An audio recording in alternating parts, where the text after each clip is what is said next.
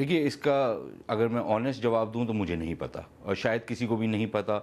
जवाब या तो प्राइम मिनिस्टर हाउस में पड़ा हुआ है इसका, या फिर अमेरिका में पड़ा हुआ है पेंसिल्वेनिया एवेन्यू में।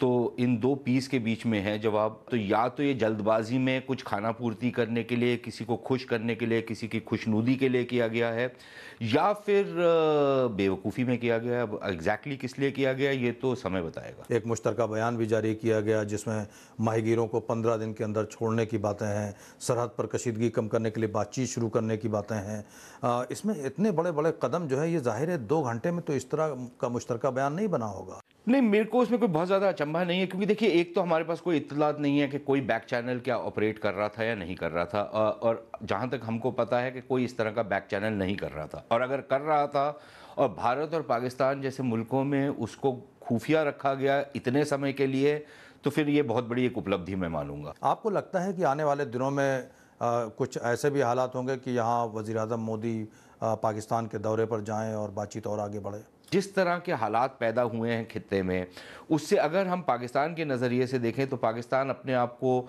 एक बेहतर स्थिति में पाता है भारत के बनस्बत। अफ़गानिस्तान का जो मामला था वो पाकिस्तान को लग रहा है कि उनकी तरफ सुलट रहा है। चीन की तरफ से एक बहुत बड़ा एड की पैकेज की बात हो रही है, जो पाकिस्तान समझता है कि उसकी डेस्टिनी को वो चेंज कर देगा। और तीसरा, जो अमेरिका और बाकी देशों से एक ज़माने में एक दबाव पड़ता था पाकिस्तान के ऊपर, वो भी बिल्कुल प्रैक्टिकली ख़त्म हो चुका है। और यहाँ तक ही नहीं, उनको अब हथियार भी मिल रहे हैं और एड भी मिल रही है।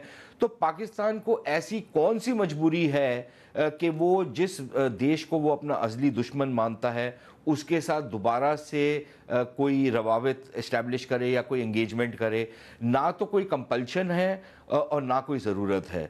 तो उसके अभाव में ये एक्सपेक्ट करना कि कोई मेजर चेंज आएगा दोनों देशों के रिलेशंस में, मुझे तो ये थोड़ा सा मिशन इम्पॉसिबल लगता है। सुशांत, तो वज़ीर आज़म के इस अचानक फ़ैसले पर यहाँ खुद हिंदुस्तान के अंदर अपोजिशन की तरफ से काफ़ी नुक्ताचीनी हुई है। ऑपोजिशन की जो लान तान है वो अपनी जगह भी दुरुस्त है, क्योंकि इसी तरह की लान तान बीजेपी करती थी जब कांग्रेस की सरकार थी। जो ये एक एक्सपेक्टेशन थी कि अब की बार 70 साल के बाद एक प्रधानमंत्री ऐसा आया है जो पुरानी वाली फेल्ड पॉलिसी जो है, जो बार बार हमने रिपीट की और जो इंसैनिटी की डेफिनेशन पे उतरती है कि एक ही चीज़ बार बार करना और उसका दूसरा नतीजा एक्सपेक्ट करना, उससे हट करके कोई नई पॉलिसी बनाएंगे। मेरे ख्याल जैसे पहले 14 प्रधानमंत्रियों ने पाकिस्तान की तरफ रवैया अडॉप्ट किया, 15वां भी वही कर रहा है और इसका भी हशर वही होगा जो बाकी पहले 14 का हुआ। तो इसका मतलब यह है कि आप जो भारत और पाकिस्तान का जो ताल्लुकात हैं वो आप उसमें कोई किसी बेहतरी के फौरी तौर पर कोई आसार नहीं देखते? भाई, ज़मीनी स्तर पे तो कोई ऐसे संकेत नहीं है जिससे ये महसूस हो कि पाकिस्तान की तरफ से या भारत की तरफ से कोई ऐसा बदलाव आया है जिसके तहत दोनों देशों के जो रिश्ते हैं मज़ीद इम्प्रूवमेंट की तरफ या नॉर्मलाइजेशन की तरफ जाएंगे। इनफैक्ट पिछले 1-1.5 साल में जो कुछ हुआ है वो मनफी ही हुआ है, कुछ मुस्बत तो कोई कदम किसी भी तरफ से नहीं उठा।